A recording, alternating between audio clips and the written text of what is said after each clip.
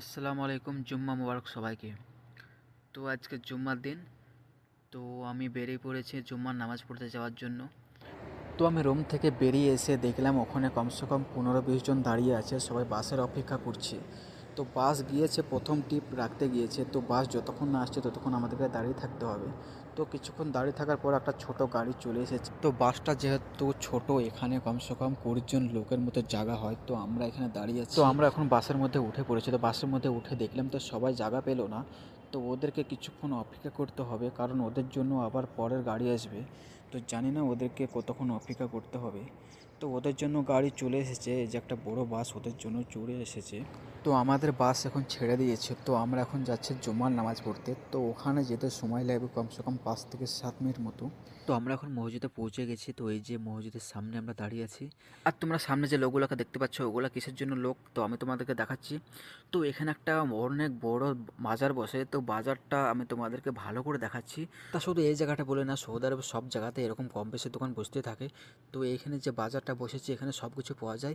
এই যে আমি তোমাদেরকে ভালো করে দেখাবার চেষ্টা করছি। তো এখানে যে বাজারটা বসে, এই যে জিনিসপাতিগুলো এখানে মনে হচ্ছে যে অনেকটা দাম, কিন্তু খুব একটা বেশি দাম না। কিন্তু এখানে যেসব বাজারগুলো পাওয়া যায়, যেসব সবজিগুলো পাওয়া যায়, একবারে কম দামের মধ্যে পাওয়া যায়, একবারে সস্তা, বলতে গেলে সস্তা।